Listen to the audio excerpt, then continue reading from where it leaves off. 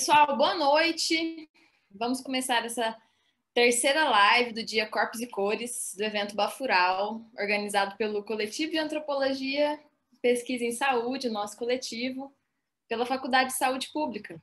Então, nós temos hoje 3 convidadas incríveis. Vai ser super legal, super rica a conversa. Mas antes, eu tenho alguns recados a serem dados, né? Vamos lá, aquela coisinha, né? Gente, hoje tem o link para certificado, hoje, todos os dias, né? Quem precisa de certificado, gosta de certificado, nós temos os links. Então, é só acessar o chat aí do vídeo, né, na lateral, que é o perfil da Faculdade de Saúde Pública está colocando o link. Também esse link está disponível no site, tá? Da Faculdade de Saúde Pública. Hoje é o segundo dia do Bafural, né? Então, nós temos ainda até sexta-feira, tivemos ontem o primeiro dia, hoje segunda e até sexta. Portanto, nós temos uma programação muito interessante, muito diferente daquilo que a gente está acostumado de quem é da academia, né? Que é um evento organizado pela academia. Então, eu peço para que vocês confiram a programação, tanto no site da Faculdade de Saúde Pública e também nos seguir no Instagram, que é o @cepasfsp. Lá a gente está postando muita coisa. Hoje nós temos a amostra de vídeos, então tá muito legal. Nós temos exposições virtuais, então já que a gente não pode estar pertinho, então que a gente faça uma exposição virtual para que vocês fiquem um pouco mais perto mesmo estando longe, tá? De alguns artistas. Eu acredito que esses são os recados que eu tenho que dar inicialmente, né? Agora eu vou para a parte que mais interessa, que é a apresentação dessas mulheres que estão conosco hoje. Vou começar a falar pela Júlia, vou apresentar ela rapidinho, a Michelle e a Selma. A Júlia é minha conterrânea, ela é mineira de Uberlândia, graduando em Comunicação Social, com ênfase em jornalismo, pela Escola Superior de Administração, Marketing e Comunicação, ESANC, e também ela é graduanda em Serviço Social pela Unip. A Michelle Bertoni, ela é psicóloga hospitalar e clínica, especialista em reabilitação de pessoa com deficiência física pela ACD aqui de São Paulo, psicanalista em formação. A Selma Rodegueiro, ela é empresária, ela é youtuber, ela é criadora da Fundação Selma, ela tem quase 10 mil seguidores no Instagram, famosa. E a Selma, como ela é candidata a vereadora pelo Todos pela Diversidade, ela vai sair um pouquinho mais cedo dessa live. Então, se ela não aparecer mais, é porque ela está numa reunião com o secretário da diversidade, da deficiência. Pode falar, Selma, me corrija aí. É secretária da pessoa com deficiência. E é todos pela acessibilidade. Pela acessibilidade. É um coletivo, é isso aí. Ah, tá, obrigada. Gente, agora podem entrar todas, né? Que agora é com vocês. A Michelle vai conduzir esse bate-papo. Acho que vai ser incrível, rico, precioso. Então, eu vou sair e agora vocês que comandam. Tudo bem? Tudo bem, muito bom. Bom, primeiramente agradecer o convite. Foi o Michel aqui que me convidou, psicólogo maravilhoso, meu amigo. E agradecer o CEPAS aí por todo esse projeto lindo. Esse evento está incrível, é imperdível e acho que vamos aproveitar muito aí nos próximos dias. Então, assim, vou começar me apresentando e depois eu passo a palavra para as meninas, são incríveis. E a gente vai conversar, que vai ser mais um bate-papo, da gente conversar um pouco. O tema é a arte, corpo e deficiência, né? Então, nós 3 somos pessoas com deficiência, mulheres com deficiência, e vamos falar como que a arte, de alguma forma, ela contribui aí para nós, né? Na nossa aceitação, e em relação a tudo na vida, não só aceitação, mas em tudo. Bom, então eu sou a Michelle, tenho 34 anos, vou fazer uma audiodescrição, tá? Tenho cabelos escuros, um pouco desbotados, está saindo a tinta, porque é pandemia, faz alguns meses que eu não cuido do cabelo, né? Mas faz parte. Então, sou morena, estou usando um óculos vermelho, uso aparelho nos dentes e sou pessoa com deficiência. A minha deficiência é distrofia muscular. Acho legal falar um pouquinho, porque para entender um pouquinho o contexto do por que a arte foi tão importante na minha vida. A arte, ela... Aliás, um pouco antes, né, antes de falar da arte, a minha deficiência, a distrofia muscular, ela é um tipo de distrofia que ela afeta alguns grupos musculares, então uma doença progressiva, né? E ela afeta também o rosto, então a taxa de expressão facial, né? E alguns músculos do corpo. Então, eu me tornei cadeirante aos 16 anos. Mas eu vou contar para vocês se isso não foi ruim, porque até os 16, dos 12 aos 16, eu andava muito ruim, perdia muitos eventos, muitos passeios, e aí quando eu comecei a usar a cadeira de rodas, eu ganhei independência, e para mim, quando eu comecei a me ver como sujeito no mundo, né? Graças à cadeira independente. Então, eu preciso falar uma coisa, assim, aos 12 anos, quando eu me percebi que tinha alguma coisa diferente, assim, em relação aos outros. Porque até então, antes, o meu corpo ele não tinha muitas alterações físicas que chamassem a atenção das pessoas, né? Já que essa live está falando de corpo, a gente tem que tocar nesse ponto. Então, e a nossa sociedade, ela tem esse olhar, né, de olhar o padrão de beleza, o corpo perfeito. Então, aos 12 anos, quando eu me percebo como pessoa, né, e as pessoas olhando, eu vi até começou a me incomodar, comecei a ficar revoltada e passei a me esconder com uma camiseta bem grande, uma camisetona, porque eu andava com uma certa diferença, um andar peculiar, né? É um andar padrão da distrofia muscular. E aí que quando eu comecei quando eu fui aos 16 anos, eu comecei a usar cadeira de rodas. Um pouco antes eu tinha entrado para uma equipe de natação. E aí foi quando eu comecei a ter contato com outras pessoas com deficiência, que foi muito importante. Porque aí eu comecei a ver que, bom, peraí, né? Tenho uma deficiência, mas isso não é algo que...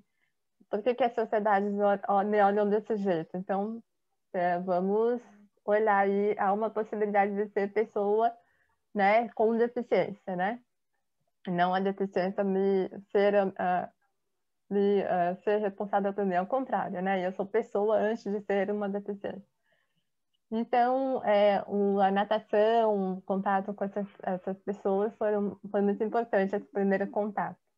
Mas eu acho que a entrada na arte, que foi através do teatro, onde inclusive conheço a Selma, que está aqui, incrível, foi através da arte que eu comecei a perceber que eu tenho uma deficiência, tenho um corpo que não é atraente, né, na minha visão, eu tinha essa visão, não é um corpo... Porque até então, as minhas amiguinhas, minhas amigas tinham um corpo bonito e eu não tinha. Então, eu achava que aquilo que era o que fazia elas se namorarem, né, serem atraentes, e também nem me esforçava para ser atraente de outra forma. Então, eu achava que era só isso que fazia uma pessoa ter interesse, né?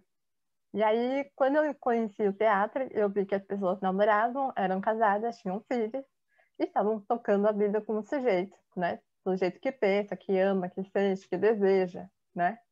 E aí foi que eu ganhei o mundo, aí foi quando eu tinha 19 anos. E aí foi quando eu comecei a me sentir como pessoa e comecei a exercer plenamente a minha cidadania. E depois de um tempo, com 22 anos, eu fui para a dança. A dança, que era um experimento Danceability, que é um americano chamado Arlito Alessio, se eu não me engano, já faz um tempo, mais de 10 anos isso, e aí ele tinha um pensamento que qualquer pessoa pode dançar, independente de ter uma deficiência ou não, qualquer pessoa pode dançar. E aí esses experimentos eram uma mistura de dança contemporânea com improvisos, experimentos, contato. E até então eu não tinha muito contato, assim, eu não queria que me tocasse, né? Eu achava que, mesmo com o teatro foi libertador no sentido de me sentir como pessoa, que é alguém que pode trabalhar, estudar, tal. Mas ainda tinha um bloqueio meu em relação ao meu corpo. Então, a dança contemporânea começou a tornar meu corpo gostoso de sentir. Então, eu tinha um prazer de mexer, de movimentar, de dançar. Foi, assim, maravilhoso, e foi onde eu entrei em contato de ter alguma troca física, excitante, sexual, porque conheci um rapaz nesse momento, e foi muito legal, foi muito rico, muito importante essa experiência. Então, o quanto eu acho o teatro e a dança, eles estiveram aí na minha vida. E depois, profissionalmente, eu pude usar a experiência da arte como ferramenta, criei oficinas de teatro terapêutica no CAPS, eu fiz estágio, tudo que funcionava comigo, eu falei, vai funcionar, pode funcionar com outras pessoas, né? E funcionou. Então, funcionou para bastante gente. A gente fez oficinas, a gente teve um bom resultado dos pacientes do CAPS, né? Mas eu acho que, assim, a arte ela é a forma mais intensa que a gente tem de olhar para dentro também, né? De se conhecer, de se amar, de se encontrar, né? Então, eu acho que a arte para mim é isso, assim. Bom, já falei demais, me apresentei, mas depois a gente conversa mais. E eu quero passar agora a palavra para a Thelma. Thelma, você se apresenta, por favor. E é isso. Tá. Oi, gente, tudo bem? Vocês estão me ouvindo? Sim. Eu sou Selma Rodeguero. Eu sou uma mulher branca.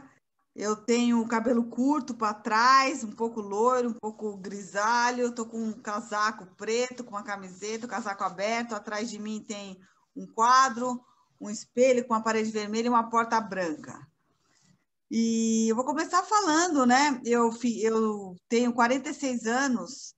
Eu sofri um acidente automobilístico quando eu tinha 16. Então, faz 30 anos que eu sou cadeirante. Bom, então eu vivo muito tempo isso. Espera que aqui passa avião, acho que está passando um agora. Então, eu sempre falam que eu sou um exemplo, apesar de não gostar de ser exemplo de superação, que eu não sou exemplo de nada, gente. Eu só vivo a minha vida, né? Então, eu até não gosto desse estereótipo que nos colocam, mas é isso que dizem.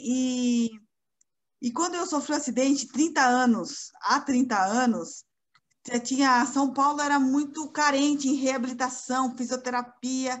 Então, minha família, comigo, tivemos a ideia de montar um centro de fisioterapia que existe até hoje, é muito legal, se chama Fundação Selma. Tem o meu nome porque foi em minha homenagem, eu tinha acabado de sofrer um acidente, então uns amigos do meu pai se juntaram, deram um capital inicial, todo mundo ajudando, foi bem legal, e ela existe até hoje, a Fundação Selma. Hoje eu sou presidente da Fundação Selma, a gente toca lá. Eu abri uma empresa que coloca profissionais com deficiência no mercado de trabalho, e é legal, coloca profissionais no mercado de evento, na verdade, né? E tem bastante gente no meu cast com todo tipo de deficiência, de diversidade. Eu sou youtuber porque eu acho que as pessoas precisam de informação, principalmente quem sofre um acidente e fica cadeirante, por exemplo. A gente não sabe para onde vai, não sabe o que a gente pode fazer, não sabe que existe vida depois disso, que falta informação para as pessoas. Eu acho que dando exemplos de como a gente passa a discriminação, os fatos da vida, eu acho muito legal isso. Meu canal se chama Rodando com Pi. E esse ano eu sou candidata a vereadora num grupo de pessoas com deficiência que se chama Todos pela Acessibilidade, que é o mandato coletivo. Então, são diversas deficiências que vamos representar São Paulo em diversos tipos de acessibilidade, né, para todo mundo. Porque atendendo bem a pessoa com deficiência, com deficiência atende bem a todos. Mas antes de tudo isso, antes de eu ser essa pessoa, empresária, candidata e não sei o quê, eu também tive meus problemas, eu também não me aceitava, também foi difícil para mim. Eu era uma menina quando eu fiquei cadeirante, foi tudo difícil voltar a estudar. Eu comecei a fazer teatro, me chamaram para fazer teatro, começaram a me chamar. Mas como eu conheço trabalho de pessoas com deficiência, eu fui preconceituosa, eu vou confessar para vocês. Eu falei, deve ser cadeirante mexendo o bracinho. Deve ser cadeirante mexendo. Não dei a devida atenção, não fui. Quando me chamaram, insistiram, um amigo meu falou, vamos lá assistir uma peça. Quando eu fui assistir a peça e vi o quão profissional é, aí eu comecei a me interessar, a Oficina dos Menestréis. Porque o diretor, ele não interessa se a gente é cadeirante ou não, não tem aquele capacitismo, não tem aquela coisa, vocês vão vir aqui porque eu sou cadeirante. Não, gente, ele quer mostrar o nosso lado artístico. Como a Michele, foi aí que eu comecei a ver pessoas com deficiência iguais a mim, que tinham uma vida normal, que dirigiam, que namoravam, que trabalhavam. Falei, não, gente, peraí, que legal, porque até então eu só tinha visto aquelas pessoas com deficiência que sofrem muito, que reclamam da vida, que vão vender bala no farol, que fala que não consegue trabalho, que não consegue estudar. Então, aquelas pessoas para baixo, eu falei, gente, olha o mundo que eu entrei, como é que eu vou ser agora? Passei por todos esses momentos existenciais, psicológicos, que qualquer pessoa, depois de um trauma que acontece, pensa nisso. E aí eu vi pessoas que não, que é para frente, entendeu? E vamos nessa, e vamos viver, e vamos ser felizes. A partir daí que a gente começa a desenvolver, sabe? Eu, primeiramente, antes de tudo isso, como 30 anos atrás, 25, não existia lei de cotas, não existia muita coisa que existe hoje, a tecnologia que existe hoje. Eu prestei um concurso, existia cota só no concurso público, não nas empresas para trabalho. E foi isso aí que eu prestei um concurso público, estudei que nem uma doida, entrei, e isso que me salvou, porque a partir do momento que você trabalha, você ganha o seu dinheiro, você tem uma independência, você se desenvolve como pessoa, você desenvolve o teu psicológico, você se sente alguém, você se sente bem, você sabe que você é foda, entendeu? Desculpa eu falar assim, mas é para vocês entenderem mesmo. Então, a partir daí, que foi? E a arte, para mim, além da reabilitação, além das pessoas me mostrarem que é legal, que existe uma vida, a arte, ela significou muito para mim. Eu acho que todo mundo devia fazer teatro, pelo menos. Porque como a gente aprende a ser humilde, a gente aprende a ter disciplina, principalmente, é muita disciplina, é muita dedicação. Então, não é só a arte em si, tá lá no palco apresentando uma peça, todo mundo batendo palma, você entra para ser amado. Não, você aprende a amar, você aprende muita coisa no processo do teatro, dos ensaios, da montagem de uma peça. Então, é todo um processo. Então, tudo isso fez muito bem para o meu ser, para a minha vida, como pessoa com deficiência, como não pessoa com deficiência. Eu acho que para qualquer um é ótimo, porque a gente aprende muito. E aí a gente começa a ter autoestima. As pessoas vão te assistir, começam a gostar de você, começa a falar. O diretor fala, agradece quando te elogiam, mas não acredita. Tipo, coloca o pé no chão, tá? Porque as pessoas que bateram palma ficaram aqui depois da peça. E as pessoas que foram embora e não gostaram? E ele sempre ensinou para a gente não é unânime. Isso quer dizer, tem gente que vai gostar da gente, mas tem gente que não vai gostar da gente. Então, eu aprendi demais. Então, acho que foi a arte a minha verdadeira reabilitação, gente. Bom, vou estar abertas para perguntas aqui. Vou passar a palavra para a Júlia, né? Também para se apresentar.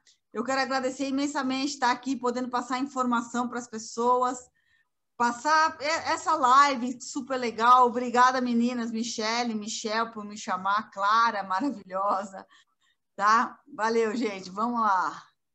Meu nome é Júlia Carolina, eu vou fazer a autodescrição, eu tenho cabelo curto, preto, tô com uma blusa roxa, que mais? Eu tenho um piercing no nariz e um sorriso bonito, vamos lá, escrever assim.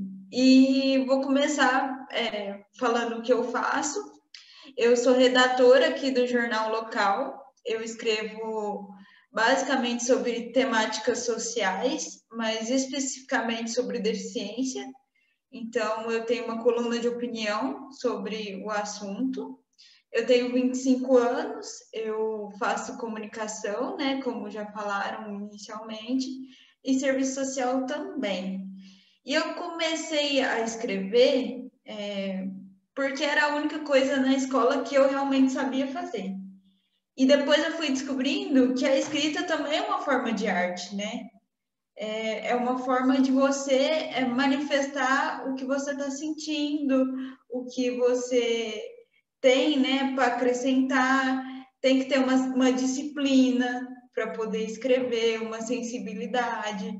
Eu falo que escrever é como se fosse uma coxa de retalhos, sabe? Que você vai pegando pecinha por pecinha até montar algo que seja coerente com aquilo que você quer transmitir, sabe? O texto não vai agradar a todo mundo, igual a Selma falou, não vai agradar a todo mundo. Tem gente que vai adorar e tem gente que vai falar, não gosto, entendeu? Mas é a vida, sabe? Todo texto que eu escrevo, eu digo que ele tem que ter alma, principalmente o artigo de opinião, sabe? Ele tem que ter alma no texto. Se não tiver alma no texto, aí eu pego e faço de novo, entendeu? Porque, aliás, eu tenho que comentar com vocês que quem lê os meus textos primeiro, né, é a minha família, para saber se o texto tem alma ou não, né, nesse sentido. Então, eu acho que a escrita, ela me ajuda no sentido de manifestar aquilo que eu estou sentindo, né, e botar para fora e trazer uma consciência social também para as pessoas nesse sentido, sabe? E Júlia, e como que você chegou na escrita? Como que você chegou, então, descobriu que a escrita era o seu talento, a sua vocação? na verdade, eu fui por eliminação, sabe? Eu não era boa em matemática, eu não era boa em física, química, biologia, porque eu tenho um déficit cognitivo. Então, assim, eles tinham que fazer valer de outra forma, né, na escola. E um jeito de fazer valer era a escrita. Então, no meu ensino médio, por exemplo, eu já escrevi um livro, eu já publiquei um livro no ensino médio, porque era uma forma de compensar os déficits que eu tinha, entende? Então, eu comecei aí eu lapidei essa habilidade até o ponto de falar, não, eu gosto de fazer isso. Mas foi por eliminação, é meio que era uma coisa que eu sabia fazer, visto que as outras coisas eu tinha mais dificuldade. E aí comecei aí posteriormente fui fazer a faculdade de comunicação, né? E aí comunicação é redação, redação, redação. E aí depois o jornal me chamou e eu aceitei e estou lá até hoje, na coluna de opinião. Muito bem. E aí eu fico pensando aqui, né, meninas, nós três aqui nessa live, nós temos deficiências diferentes, né? E em cada uma refletiu de alguma forma. Se a gente poderia falar um pouco dessa nossa relação com o corpo e a deficiência, pensando na arte, como que ela contribuiu para essa aceitação. Eu acredito que a Selma tinha uma forma de pensar antes, né, Selma, do Ocidente, e hoje pensa diferente. A Júlia, nessa sua descoberta, né, com a escrita. Mas vamos conversar um pouco sobre isso. Imagino que as pessoas também gostariam de ouvir. Vamos sim. Então, eu sofri um acidente quando eu tinha 16 anos, eu fiquei cadeirante. É lógico que eu tinha outros planos, eu queria estudar, eu queria fazer medicina, e eu tinha uma cabeça de menina. Eu não sei se foi com o meu acidente ou foi com o ciclo da vida que eu amadureci, eu já tinha que amadurecer mesmo, né? Mas foi um amadurecimento um pouco forçado, a gente se vê numa outra condição, a gente tem que mudar os nossos planos, e a partir do momento que eu andava, todo mundo gostava de mim, a partir do momento que eu fiquei cadeirante, como é que vai ser agora? Para mim foi difícil tudo isso. Mas, gente, agora, né, nesse momento é tão difícil eu falar disso, porque eu já sou tão bem resolvida com o meu corpo, com a minha deficiência, com tudo, que eu tenho que resgatar lá atrás como é que era, entendeu? Eu tinha 16 anos e era totalmente menina, não tinha nem acabado o colegial na época, tá? Acho que é ensino médio, né? Nem sei, e que mudou, né, o nome. E E foi tão difícil para mim, porque aquela época, hoje em dia, eu acredito que seja mais fácil a gente ter uma deficiência. Existe muita tecnologia, existe muita acessibilidade, existe muita coisa acontecendo, existem cotas, o mundo mudou, a mentalidade do pessoal mudou, precisa mudar muito ainda, tá? Lógico, existe muito preconceito, discriminação, capacitismo, mas eu acho que muitas coisas mudaram, então foi muito difícil para mim. Mas hoje em dia eu me dou muito bem. Com o meu corpo, eu me descobri, quando eu fiquei cadeirante, eu me descobri, não, eu nasci, que eu sou homossexual. Então, foi conflitantes essas duas características para mim. Nessa época que eu fiquei cadeirante, eu saí do armário, eu me assumi mesmo. Então, foi muito conflitante para mim, foi difícil. Eu percebia também que entre mulher com mulher, mulher que gosta de mulher, as mulheres tinham muito mais aceitação por eu ser cadeirante. Isso também fez eu gostar muito mais, né, desse lado. É que tem um rabo de um gato aqui. Aí, peraí. Aí, então, também isso facilitou muito para mim, porque a mulher tem um lado mais paternalista, ela não vê tanto o corpo, não vê tanto estereótipo, não, entendeu? Então, foi um pouco mais fácil nesse sentido, sabe? E em relação a homens heterossexuais normais, né? Mas foi difícil para me aceitar. No começo eu tive aquele período de luto que todo mundo tem quando tem um trauma. Mas aí eu fui me desenvolvendo, passei muitas dificuldades por me assumir homossexual perante a minha família, perante todo mundo, ao mesmo tempo que eu sofri o acidente. Então, esses dois aspectos foram muito conflitantes. Hoje em dia, por exemplo, se eu saio com a minha namorada, eu sou cadeirante, o ser cadeirante, ter uma deficiência, causa nas pessoas um sentimento de paternalismo, sentimento de, ó, coitada, vamos passar a mão na cabeça dela, né? Coitada, tadinha. Nunca vai achar que a pessoa que está comigo é minha namorada, vão achar que é minha irmã, que é minha cuidadora, que é enfermeira, sei lá. Imagina as pessoas com esse sentimento, ai, tadinha dela na cadeira de roda, e eu beijando na boca da minha namorada, por exemplo, num local. O que acontece na cabeça das pessoas? São duas características muito fortes, muito conflitantes. Então as pessoas não conseguem entender. A partir do momento que eu sou a coitada, depois eu passo a ser o escárnio da humanidade, entendeu? Então acho que as pessoas vão pensar nisso, acho que o mundo não está preparado ainda para receber, né, essas duas informações tão fortes hoje em dia. E é isso. Eu lido muito bem com isso. Nessas duas características, eu sou muito melhor resolvida como ser gay, tá? Eu lido muito bem com isso, eu enfrento qualquer coisa. Talvez eu ser cadeirante me proteja muito em relação a ser gay, mas do que ser cadeira, eu fico um pouco pior quando eu vou num lugar e não tenho uma acessibilidade para cadeira de roda, por exemplo. Eu sofro mais com a deficiência do que com a minha orientação sexual. Eu acho que isso é importante falar, eu acho que é isso que interessa, porque, na verdade, eu não lembro realmente como é que eu imaginava um mundo. Eu tinha, sei lá, 16 anos, eu tinha planos e foi tudo interrompido, tive que fazer tudo de novo, aceitar como eu sou, né? Mas hoje está tudo bem, gente. É isso que eu queria dizer. Júlia? Então, eu tive uma paralisia, né? Uma paralisia cerebral, eu nasci com ela, mas eu acho que o meu luto, ele veio depois, sabe? Assim, não veio de criança, porque criança você não precisa de tantas ferramentas assim. Você tem pai e mãe, né? Que vai fazer, que vai amar, que vai dizer que você é lindo, que você é maravilhoso, que enfim, aí quando você cresce, você começa a ver que as coisas não funcionam assim, né? Que a sociedade é preconceituosa, é excludente, que a gente tem um país que, enfim, não valoriza a pessoa com deficiência. Então, a gente ainda hoje fala de acessibilidade, que é uma coisa que nos outros países já tem há muito tempo, às vezes, sabe? A gente, igual a Selma falou aí, de sexualidade também, é um tabuzão, né? Vai falar de sexualidade e deficiência, nossa, as pessoas não sabem, né, que a gente tem sentimentos, emoções, etc. Aí assusta, assim, sabe? Já tive situações de eu chegar num local, igual a Selma falou, e a pessoa achar que é minha irmã, e não é, entendeu?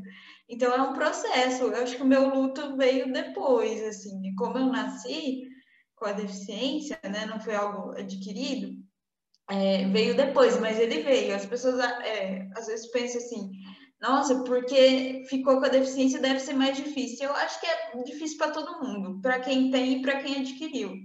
Porque são fases da vida diferentes, sabe? As ferramentas que você precisava quando criança não são as mesmas que você vai precisar em uma vida adulta. Então, eu acho que, no fundo, assim, o luto vem para todo mundo. E o meu veio quando eu era maior, assim, mais adolescente. Só que o que me ajudou muito, Michelle e Selma, foi o apoio familiar, né? Minha família sempre me apoiou e assim, tive acesso a todos os tratamentos possíveis. E eu acho que isso ajuda muito, sabe? A ter consciência social, saber que o problema não é você, que o problema é estrutura. E aí começa por aí. E quando a gente fala de arte, né? Essa autoaceitação na arte, ela aflora mais, né? Ela é tão importante que ela aflora, assim, sabe? Eu comecei a escrever como uma forma de me manifestar de algum jeito, sabe? E consegui. Cada texto meu tem um sentimento e uma emoção. Eu não fiz teatro, né? Gostaria, igual eu falei com a Michelle, mas não fiz.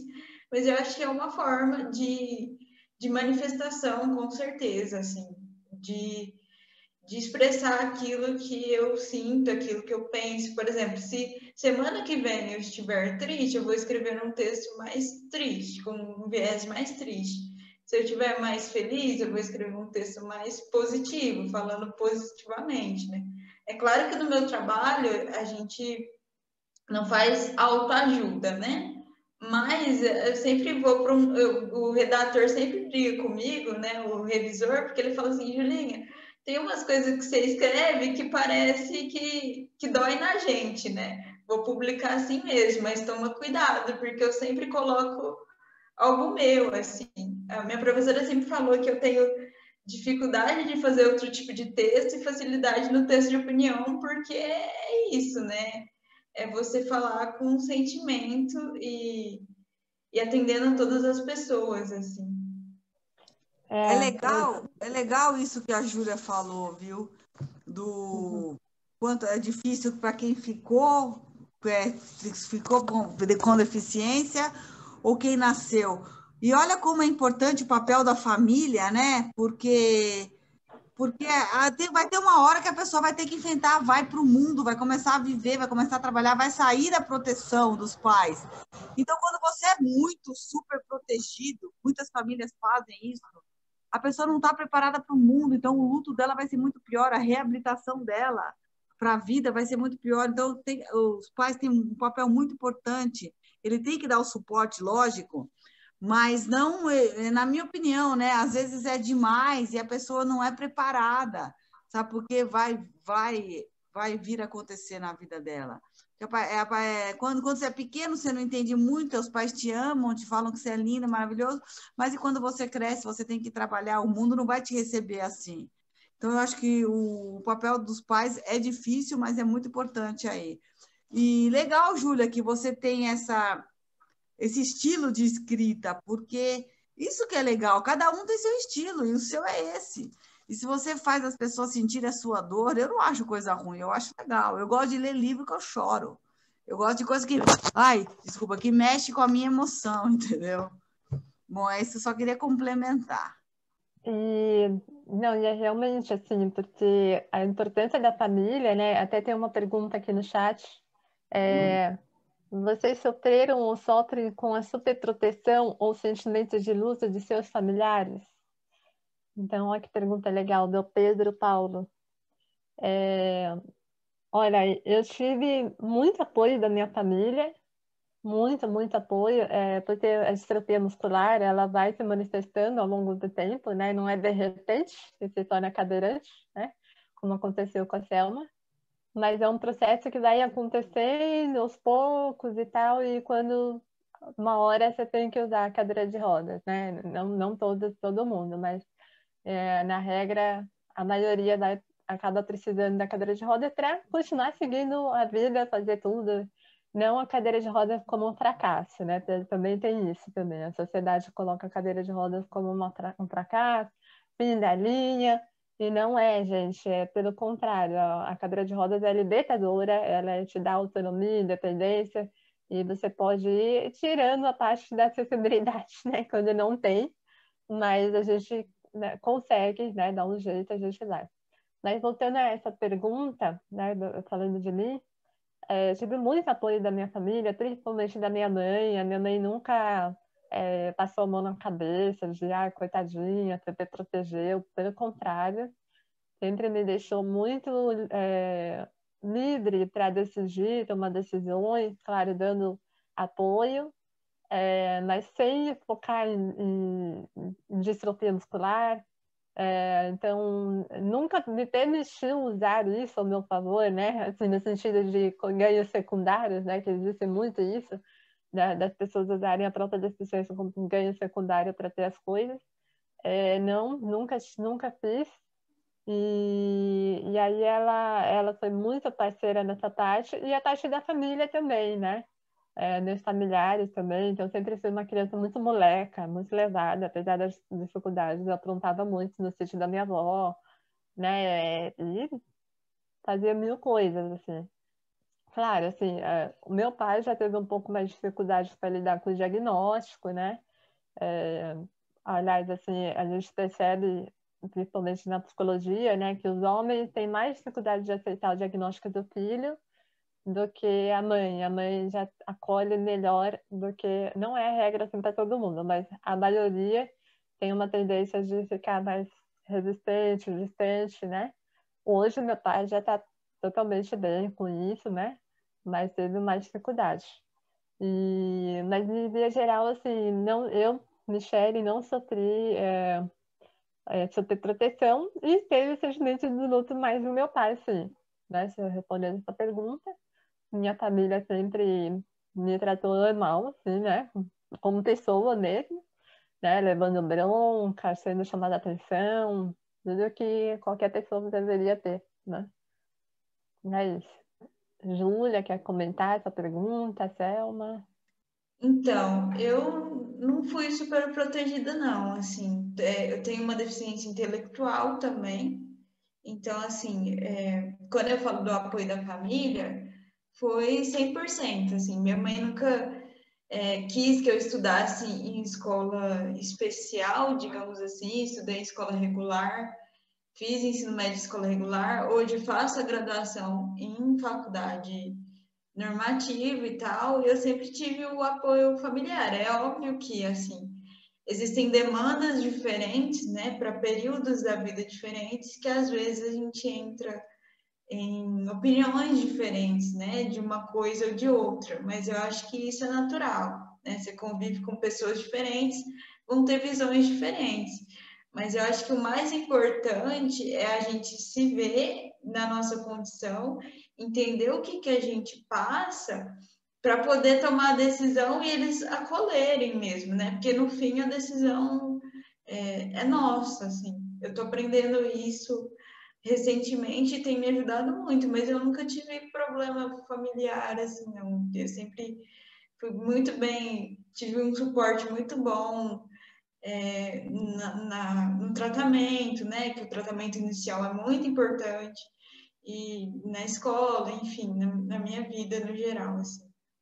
Hoje eu faço 2 graduações porque eu bati o pé e meus pais acolheram a minha decisão maluca de fazer, para vocês terem uma noção de como eles me apoiam, assim. Você quer? Selma? Oi, Oi? Você quer comentar essa pergunta do Pedro? da superproteção, né, da família. Você No meu caso, proteção, e se teve sentimento de luto entre os seus familiares quando você eu acho que sofreu o acidente? como foi um acidente que atingiu todo mundo, tinha muita gente da minha família, mas só eu fiquei cadeirante, mas todo mundo se machucou, então foi uma tragédia, né, na família. Então, foi mais difícil. Eu acho que os familiares, eu acho que sentem muito, quando é um trauma, assim, um acidente, eu acho que os familiares sentem muito mais do que a própria pessoa. Quando você é jovem, principalmente, você logo volta, você tem mais facilidade de voltar, né, à sua vida, mais a facilidade de aceitação quando você é jovem.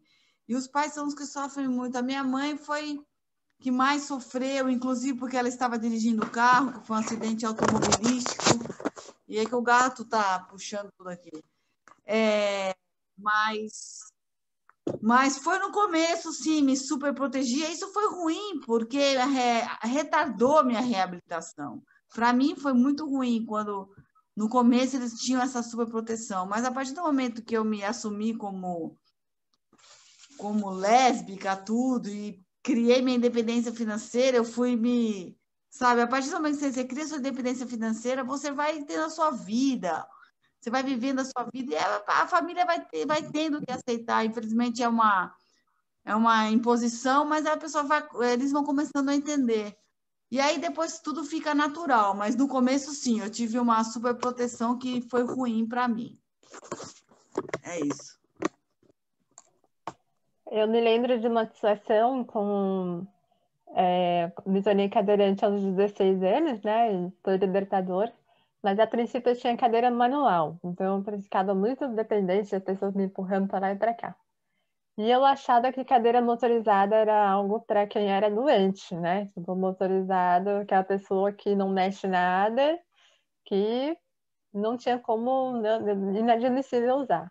Quando eu fui para o teatro e assisti, na verdade, eu conheci o teatro no movimento de superação, que era um movimento que acho que tem até hoje, né, Thelma?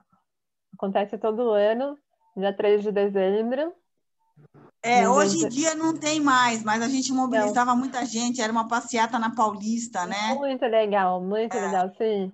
E aí foi onde eu conheci o pessoal, eu acho que eu vi esse anúncio da passeata, a gente foi, e vi, daí alguém me abordou lá, acho que foi o Alex, era Salsichinha, infelizmente faleceu, né, inclusive, né? Ele me abordou lá e falou, você não quer assistir uma peça de teatro? Vai ser super legal, que não sei o quê. Na hora eu pensei a mesma coisa que a Selma, assim, nossa, deve ser mó, então tá, né? Vamos lá, né? Bom, aí minha mãe, não, vamos sim, vai ser legal. É Quando isso, eu vai, fui, ele está insistindo, vamos, vai, mas não, a gente mas sabe que não vai parece ser legal. Deus empurrando, né? Deus falando, não, você vai sim, você vai. E aí fui, né? Daí, gente, eu olhava para eles, eu ficava assim, nossa, eu nunca vou conseguir fazer isso que eles fazem. Para mim, assim, era primeiro que você começa a assistir, você esquece que tem cadeira de roda. Assim, passou 5 minutos, você não vê mais cadeira de rodas no palco, você vê pessoas, né? E eu achei aquilo fantástico. E tinha muita gente com cadeira motorizada, né? O Guilherme, a Grace. Gente, são lindas, né? Lindas, uma cadeira motorizada. Eu falei, uau, eles usam cadeira motorizada. E eu precisava da cadeira motorizada, porque eu não saía do lugar sozinha com a cadeira manual. Aí, graças a eu assisti-los e tal, e aí a gente conseguiu a cadeira motorizada. Né? Minha mãe pagou lá com muita dificuldade, pagou a cadeira motorizada, comprou. E aí daí em abril, acho que a peça foi em dezembro, em abril alguém anunciou que ia ter o curso aberto para quem quisesse entrar. E aí alguma coisa falou dentro de mim, vai lá, vai lá. Eu falei, não, será que eu vou? Não vou, e eu fui. E foi lindo, assim, porque aí já estava com a cadeira motorizada, e aí ali começou em 2005. Fiquei 3 anos com o grupo, assim, processo que a Selma falou, assim, é um processo único de descoberta, de se permitir, justamente pelo Beto Montenegro, diretor, não olhar para você com capacitismo, não, ele olha você como pessoa, então ele fala que estava ruim na cara, né? Olha, tá uma merda isso aqui, vamos melhorar, porque não vai dar para apresentar isso hoje, né? E aí, então não tinha essa coisa de chegar atrasado, nunca.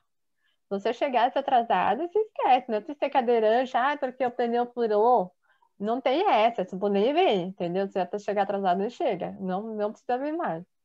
Então, aquilo me construiu como pessoa, porque acabou essa coisa de... porque a sociedade é assim. Então, você, lá fora, né, pessoas que são preconceituosas, é você por si, né? Ninguém vai... Você tem que agir do que você construiu dentro de você. Se você se acha um coitadinho, então melhor nem sair na rua, porque aí as pessoas vão falar, coitada. Não, eu não sou coitada. Então jamais alguém vai conseguir falar pra mim isso, coitadinha. Eu vou olhar para oi, né? Não entendi. Eu sempre falo assim, ai, nossa, coitadinha. Aí eu viro, oi? Não entendi o que você falou, né? Então, acho que a cadeira motorizada, ela foi muito importante, o teatro, essa construção.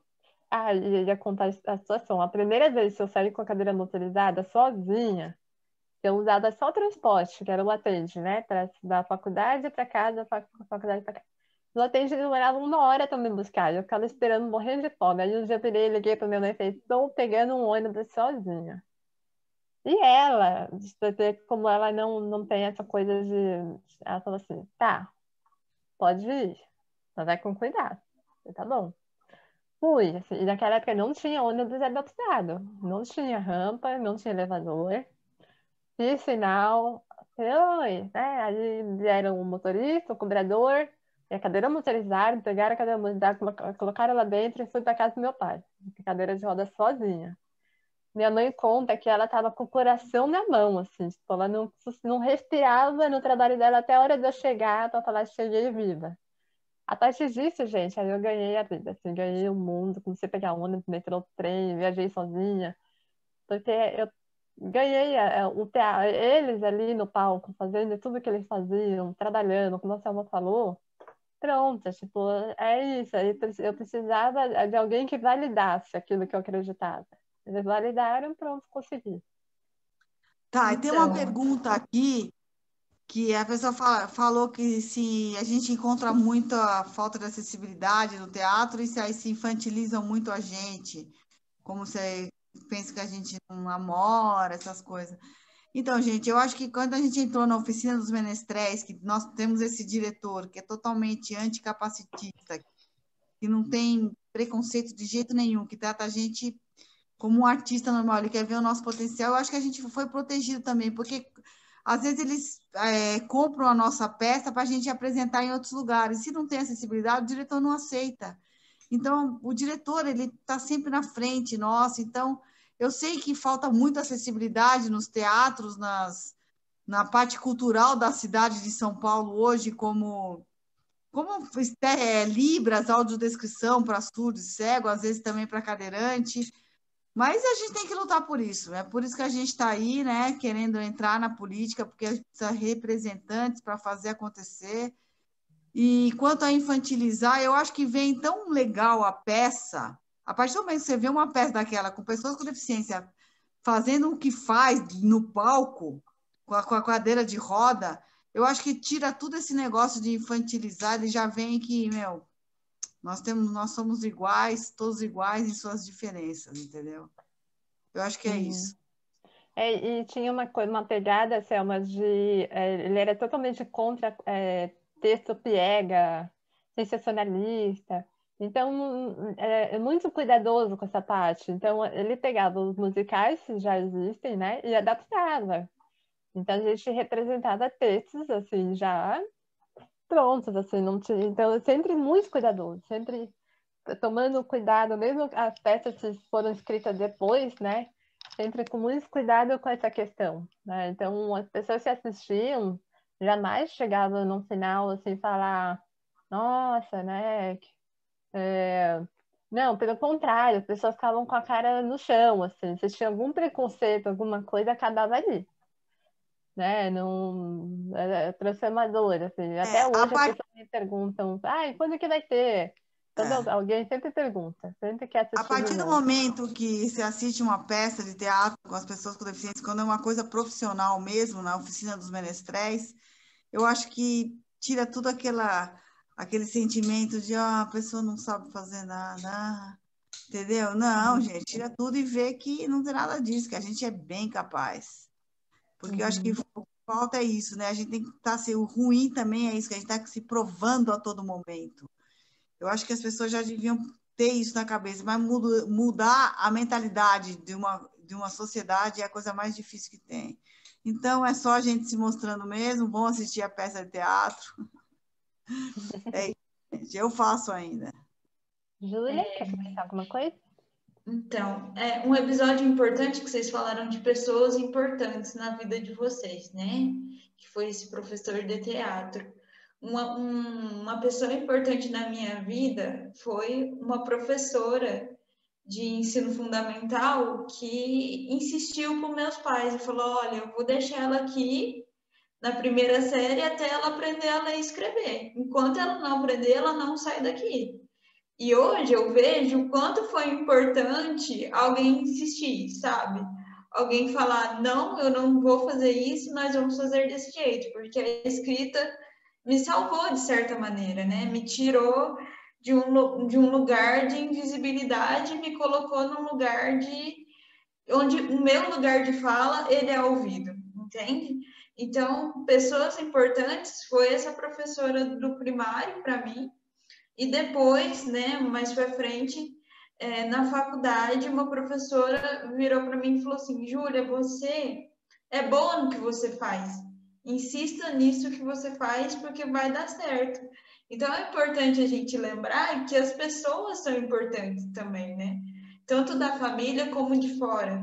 Um professor, ele faz muita diferença na vida da gente, tanto para deixar a gente para cima, quanto para baixo. Então, eu acho que tudo que a gente fala e tudo que a gente faz tem um certo significado, entende, Michele? Então, é isso, assim, foi uma professora muito importante para mim. Eu lembro que ela era muito exigente, assim, sabe?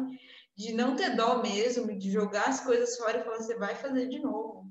Tá ruim, faz de novo. É igual esse professor aí que você falou: nós não vamos apresentar isso, entendeu? E aí, meu professor era assim, e, tipo assim, faz de novo, ficou ruim, sabe? Hoje eu escrevo bem, mas assim, quem me conhece mesmo e tal, sabe que o meu texto ainda não é perfeito. Eu acho que tudo na vida é lapidação, sabe? É repetição e lapidação. Na dança, no teatro, é a disciplina de você ter que repetir, fazer de novo, até chegar num ponto de se sentir satisfeito, sabe? Com aquilo que você faz. Então, eu acho que tanto na escrita como no teatro, a gente tem que ter pessoas assim, sabe? Para não tratar a gente como uma visão capacitista do: ai, coitada dela, vamos, né, passar a mão e deixar e tal. E aí, quando que eu descobri que eu realmente tinha vocação para isso? Quando o meu texto foi parar no Instituto Ayrton Senna, que aí eu vi que o negócio, que eu era boa, né? Que eu podia ter um futuro com essa profissão. Igual a gente pode ter um futuro na dança, no teatro e etc. Então, assim, de certa forma, a escrita me resgatou, né? De estar num lugar vulnerável para estar num lugar que eu sou ouvida, que as pessoas leem o que eu escrevo, que eu sou reconhecida pelo meu trabalho. Isso é muito bom, isso é muito positivo, faz com que a gente veja o mundo de uma maneira diferente, sabe? Mais consciente daquilo que a gente pode fazer e daquilo que a gente pode fazer pelo mundo também, né? Eu acho que a gente que é privilegiado, e eu estou falando no sentido privilegiado, no sentido de ter estudado e tal, a gente tem que devolver para a sociedade aquilo que a gente aprendeu, né? A dança é uma forma de devolver para a sociedade aquilo que a pessoa aprendeu, né? Dançando e etc. É uma forma de inclusão? Sim, mas é uma forma de devolver para a sociedade também, né? Uhum.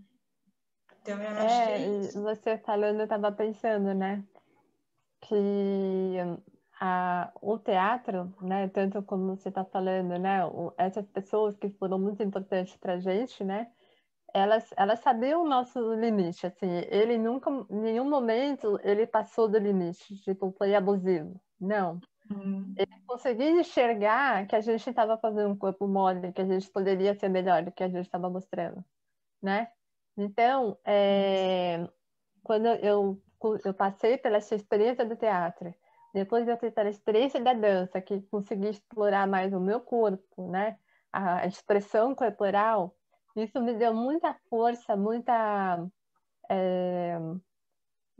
como falo, segurança para poder exercer isso depois, porque, como eu falei, eu consegui usar por um período, né?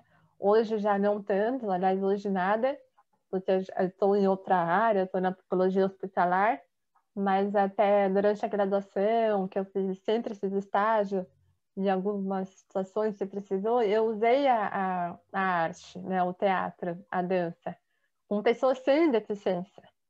E acho interessante porque tinha aqueles olhares assim, como assim ela vai fazer isso? Né? Nossa, mas ela vai dar oficina de expressão corporal? Como? Né?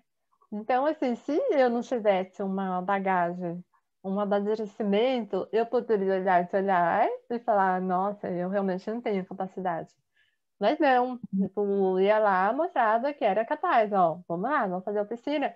E rolada super bem, né? A oficina de expressão corporal, mostrada como eu me expresso.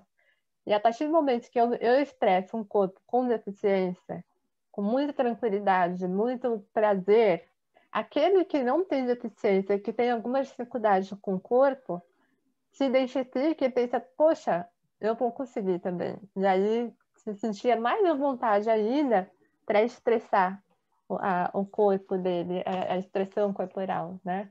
Então, sempre foi muito rico trabalhar com isso, utilizar a arte, né, tendo a pessoa com deficiência, porque permite que a pessoa consiga se expressar, né? É se sentir representado, né, também. Eu acho que ocupar espaços é se sentir representado. Então, assim, a partir do momento que a gente ocupa todos os espaços, a gente está dizendo para a sociedade, olha, a gente existe, a gente está aqui, e a gente não vai mais sair, entendeu? Porque antigamente, quem ocupava os espaços, né? Não era a gente, não era a pessoa com deficiência. Hoje em dia, a gente ocupa os espaços e não tem possibilidade disso mudar, né? É muito difícil. A gente está no trabalho, está na escola, está na faculdade, está em todos os lugares. Então, eu acho que a arte, ela proporciona isso, a gente ocupar os espaços e manifestar, né, todas as nossas diferenças para a sociedade mesmo e dizer, olha, a gente é capaz de fazer qualquer coisa e conseguir qualquer coisa, mesmo com todas as limitações sociais, estruturais e etc. Então, eu acho que é mais ou menos isso, né? Que o teatro, a escrita proporciona, né? Proporciona um lugar na sociedade, um lugar de fala, um lugar de existência, de conhecimento do próprio corpo, enfim, é bem isso. Uhum. Será que tem mais alguma pergunta? O pessoal está elogiando, dando parabéns para a Selma, pelo depoimento dela. Parabéns para a gente, nós três. Live fantástica, muito interessante. Essa referência aos professores e aos diretores, né? Sim, acho que são pessoas marcantes. Eu acho que qualquer pessoa com deficiência ou sem deficiência tem alguma pessoa marcante durante a vida, né? Uma amiga que fala isso, que a gente tem pessoas marcantes, aquelas que são transformadoras, às vezes passam por um curto período de tempo na nossa vida, mas elas são essencialmente essenciais, né? Essencialmente essenciais. Mas elas são muito importantes, assim, para a gente, né? Acho que vale muito a gente revalorizar isso, né? Reconhecer a importância deles. Sim, são uma referência, né? Eu acho que tanto um professor, um orientador pode levar a gente para frente como para baixo. A gente teve a sorte de ter alguém que sabia das nossas limitações e mesmo assim não passou a mão na cabeça, acreditou e falou, nós vamos fazer o melhor que você pode fazer. Se não for o melhor, a gente vai buscar o seu melhor, entendeu? Então, eu acho isso muito importante. Eu acho que o acesso, né? O acesso à dança, educação, é muito importante para a construção da pessoa, sabe? Como indivíduo, e conseguir devolver isso depois para a sociedade de alguma forma, né? Você devolve com o seu trabalho, você, psicóloga, acaba devolvendo para a sociedade de alguma forma aquilo que você aprendeu, até com a dança mesmo, você falou que já usou como ferramenta de trabalho, para você ver o tanto que é empoderador, assim, a arte na vida da gente. Uhum. Eu acho que o trabalho, eu acho que tudo isso, né? Todas essas experiências com a arte, tudo, também reflete no que eu sou hoje na questão profissional. A minha segurança que eu tenho de ser psicóloga dentro de um hospital, de poder transitar tranquilamente, entrar na internação, e mesmo que tenha uma deficiência, né? Porque ainda assim, escuta, claro que eu escuto, assim, nossa, mas você é psicóloga? Ah, uma vez eu escutei assim, a pessoa perguntou, mas você trabalha? Eu falei, trabalho. Ah, mas você trabalha? Ah, mas em quê? Eu falei assim, trabalho no hospital. Ah, então você é telefonista, né? Aí eu Não falei, acredito. não, eu sou psicóloga no hospital, mas então já reduz você, né? Assim, como se, nossa, você trabalha ainda no hospital, então só pode ser algo que seja baixo, né? Então ainda Você trabalha já é um susto, né? já O é um tipo, susto, você uau, ela trabalha. trabalha, tipo, É. ela não é aposentada, ela formou, ela não, sabe? E aí Uhum, trabalha num hospital, a pessoa fica, como assim, né?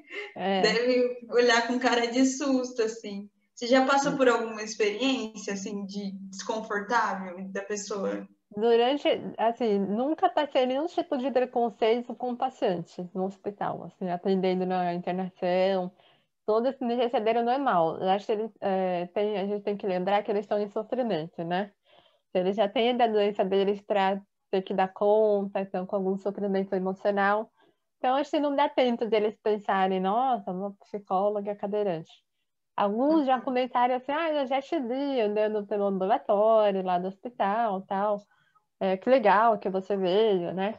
Mas, no geral, nunca tive. Agora, já tive situações, assim, no corredor do hospital, aí pessoas transitando normais, assim, sem ser paciente, e falar assim, tipo, nossa, você tá de avental, mas você é o quê? Aí eu falava, sou psicóloga.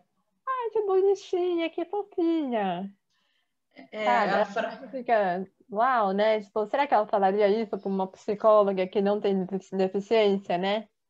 é, Então, é um capacitismo, né? é Então, um a gente capacete. é capacitismo, não acho que sou capaz. E quando eu falo, ai, que fofinha, né? Que coisa tão Que bonitinha, que né? É assim, bonitinha. o capacitismo de cada dia. Mas é isso, assim. Mas, Eu e acho tem que muita nossa postura, viu, Júlia, assim, né? Quando a gente se posiciona diante de situações, eu não vou deixar que alguém fale qualquer coisa, assim, ou que me coloque num lugar de coitada, ou se alguém faz esse comentário, eu paro, olho, aí a pessoa vê que não foi legal o que ela falou, e talvez eu pergunte por que ela está dizendo isso, tá? Se ela pensar numa reflexão, mas é muito como a gente se sente, né? aconteceu comigo uma vez, Michele, da pessoa perguntar, uai, mas esse texto é da Júlia mesmo? De quem? Tipo assim, quem, sabe, assim, quem copiou? É de quem? Porque da Júlia não pode ser. A Júlia que escreveu, imagina que foi ela que escreveu, e eu falar assim, sim, fui eu, sabe, assim, Uhum. as pessoas olharem e falar assim, como, né, que escreve desse jeito? Se tem déficit cognitivo e tal. Falei, gente, normal, eu consigo produzir assim, né? Sim, né? É complicado, né? Mas quanto mais a gente se posicionar, aparecer, né? Ter mais visibilidade, aí a gente consegue talvez ir mudando a cultura, né? Aos pouquinhos, mas ainda tem muita coisa ainda para Para mudar, mudar. né? Tem, Tem, né? mas a gente está chegando lá. Olha, tem uma pergunta aqui, de outro canal, se nós já fizemos Tem alguma oficina específica sobre sexualidade e pessoa com deficiência? Sim. Não Pode oficina comentar. específica, né? Acho que a Júlia já participou, inclusive. Tem um grupo que acontece semanalmente, o grupo de Vida e Distrofia, pessoas com distrofia muscular. E uma vez por mês a gente fala sobre a sexualidade da pessoa com deficiência. Então a gente fala sobre sexualidade, sobre as nossas questões, sobre relacionamentos, sobre tudo, assim, né? E agora, se existem oficinas só para isso, eu desconheço. Até gostaria de montar uma oficina nesse tema. Eu acho que ainda, não sei o que a Julia acha, assim, mas acho muito importante falar sobre sexualidade da pessoa com deficiência, porque ainda nos veem ainda como seres assexuados, né? Não a maioria, mas acha que deficiente não transa, não tem desejo, né? Ou então o contrário, né? Que são hipersexualizados, né? A questão da deficiência intelectual tem aí uma coisa muito errada, né? Muito equivocada de achar que todo deficiente intelectual é hipersexualizado, que ele vai só se masturbar na frente de todo mundo, né? Mas, É verdade. então, acho que é uma coisa que a gente precisa aí introduzir. Eu sei que existem esses tipos de conversa no centro de reabilitação, né? Eu fiz a minha especialização na CD e falava sobre sexualidade, sim. Mas fora disso, eu não sei, não conheço, né? A gente tem que ir criando grupos, conversar, falar, né? Eu conheci o seu grupo de apoio, né? Não necessariamente é sobre sexualidade, é sobre a sua deficiência. Só que me ajudou muito, porque é o primeiro grupo de apoio que eu realmente frequento, né? É difícil a gente conseguir um grupo de apoio mesmo e falar, olha, eu faço parte desse grupo de apoio em tal cidade, porque as pessoas não falam sobre isso, às vezes não querem montar grupo sobre isso, que pensa assim, ah, mas quem vai querer discutir sobre isso? Na verdade, tem muito o que falar, né? Tem muito o que Uhum. discutir entre a gente mesmo, sabe? Pessoas com deficiência, discutir sexualidade, principalmente, que é um tabuzão, né? Acha que a gente não tem sexualidade. Aí quando descobre, fica uau, né? Mas como assim? É um Como é espanto que faz, gigante né? Como é que transa? para a família, para os amigos. É tipo, uau, né? Tipo, até a fulana tá namorando, como se fosse assim, não É, amigos, não é assim que funciona. uhum, uhum. É tipo, E interessante, assim, esse ponto, assim, esse tema. Recentemente, eu e o Michel participamos de um fórum permanente da pessoa com deficiência lá do Paraná. Né? E a gente foi lá para falar sobre sexualidade. Uma coisa que a gente conversou, que não se fala de sexualidade, aliás, já se fala muito pouco de sexualidade nas escolas, né? Então, quando a gente é criança, já se fala muito pouco, ou às vezes tem adultos que nunca nem falaram durante a infância na escola, e muito menos da questão da pessoa com deficiência. Não se fala da sexualidade da pessoa com deficiência na escola, né? E nós conversamos sobre isso no sentido assim, será que esse é o caminho? Será que deveria começar nas escolas falar sobre sexualidade e incluir o tema da deficiência para que as crianças já cresçam sabendo que existem corpos diferentes, sexualidades diferentes e que tudo bem, né? Então, tudo bem um adolescente se apaixonar por uma moça com deficiência. Tudo bem, não tem problema, né? Porque eu lembro, assim, eu andei até os 12 anos e 12 aos 16 com muita dificuldade.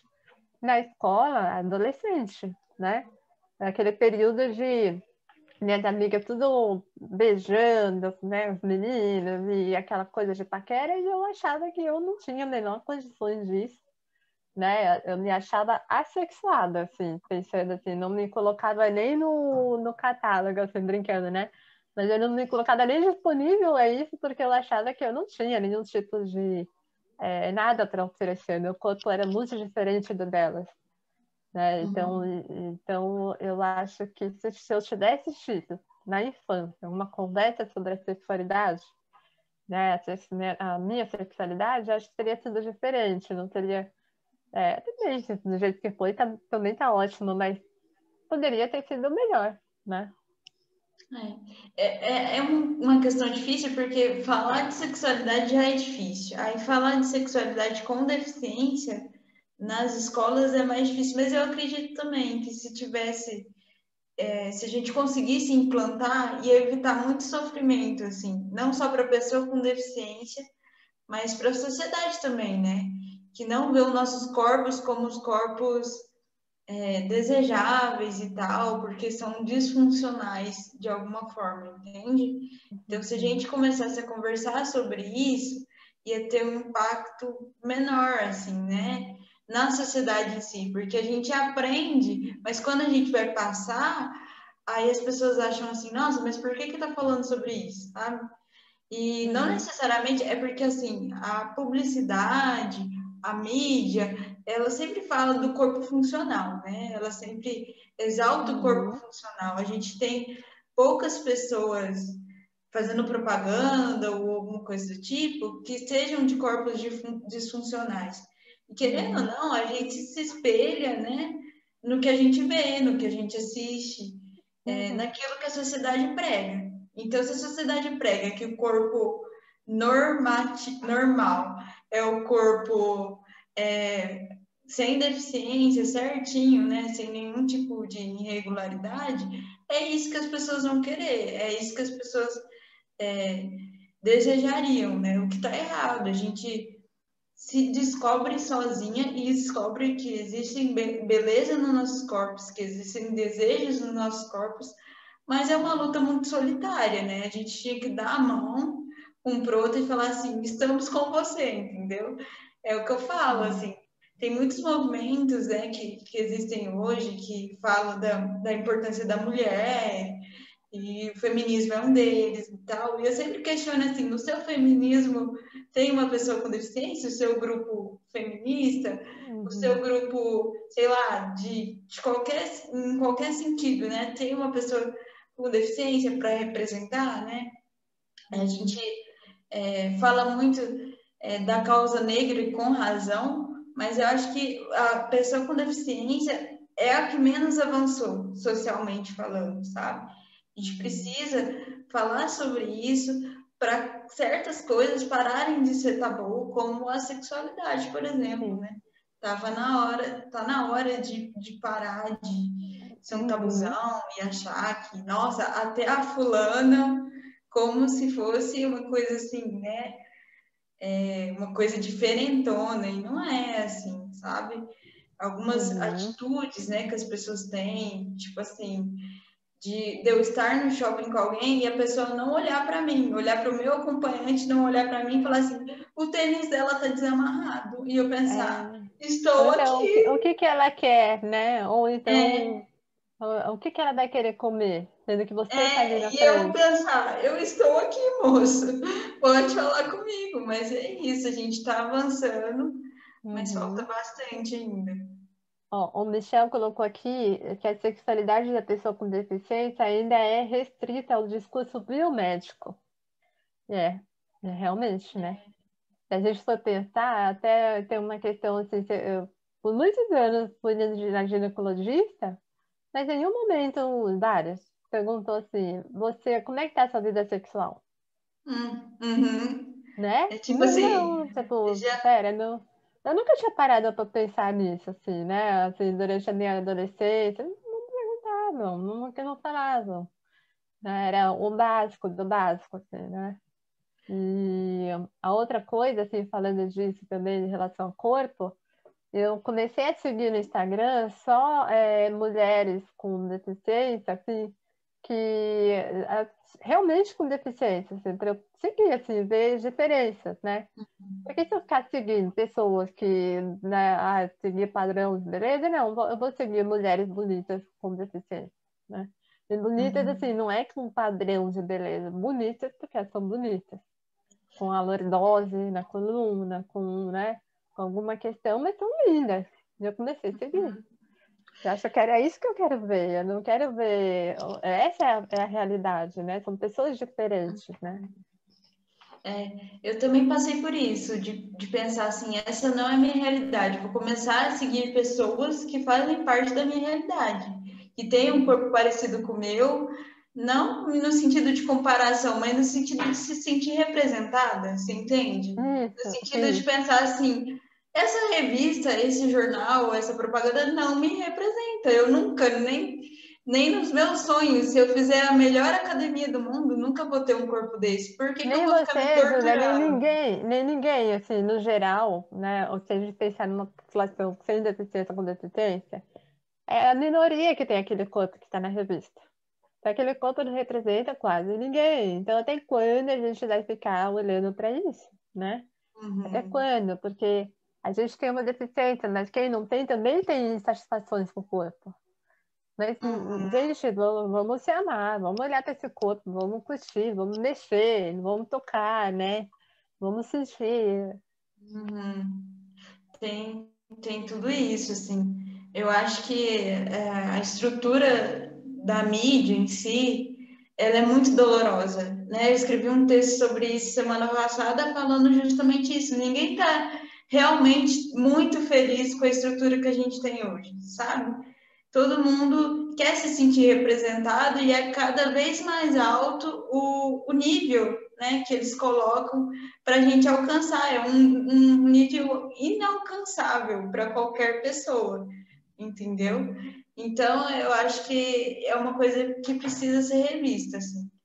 Eu acho Uhum. que, é lógico que uns sofrem mais do que outros, mas todo mundo sofre em algum grau, sabe? E é uma coisa que precisa ser revista sim. O que a gente assiste, o que a gente assina, como. Uhum. É, quem nos representa também, né? A questão da filmes, séries, né? Será que são pessoas com deficiência que estão lá? Né? Qual que é a Uhum, representatividade? A gente tem que começar a cobrar mais e, e, e fazer mais dessa representação, nos tornarmos mais visíveis, né? A uhum, gente já está chegando no final da live. Eu só queria falar assim que quem fizer a oficina dos menestréis aqui em São Paulo, ela é gratuito, né? Então, para quem tem deficiência, gostaria de conhecer o teatro, eles abrem por tempos aí, em novos grupos. Eu não sei como que está com a questão da pandemia. Acredito que deve estar online. Inclusive, eles estavam com uma peça online. Acho que terminou aí, acho que foram 4 apresentações. Mas, assim, no decorrer, sigam a Oficina dos Menestréis no YouTube, no Instagram. E lá vocês vão ter mais informações. E, nossa, eu recomendo muito, assim, qualquer arte, né? Seja do teatro, da dança, a Júlia tem aí a escrita, qualquer forma de expressar, a gente precisa valorizar, a gente tem que olhar, porque isso nos ajuda muito no processo de autoaceitação. Acho que é isso. Júlia, quer falar alguma coisa? Eu quero me despedir, agradecer vocês da faculdade. Muito obrigada, viu, pelo espaço, foi ótimo conhecer vocês. Você, Michele, a Maria Clara, o Miguel, o Michel, maravilhosos. Muito obrigada pelo tratamento de vocês, foi lindo, gente, adorei. É isso, assim, vamos nos amar mais e falar mais sobre esses temas. Eu acho que o projeto de vocês tem uma fundamentação tão importante, social, que, assim, sério, é muito importante. Foi muito importante para mim. Todo mundo fala assim, mas o que significa, né? Eu acho que a gente falar, a gente ter espaço para falar, significa muito. Então, muito obrigada a vocês todos. Fiquei muito feliz. Ai, É isso. gente, eu fico tão emocionada com essas coisas, meu Deus.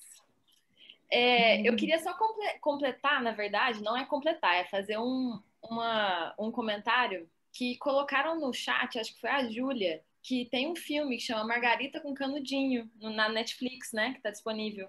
Que Olha que que, lógico, as pessoas com deficiência, elas são né, excluídas, mas e não representadas. Nesse filme, ela é representada, ela descobre a sexualidade, né? Ela se descobre bissexual, né? E é um filme que está disponível na Netflix, então quem tiver interesse é super legal. E, bom, eu queria agradecer, né, a presença de vocês. Selma já está lá na reunião, né? Então, assim, hoje a gente agradece ela. Muito Agradeço também, muito obrigada, foi muito legal, muito bom. Quem quiser me seguir no Instagram é pc_lidertone, quem puder colocar lá no chat. Eu coloquei. É, Até tá. para entender o projeto, né? Essas reuniões.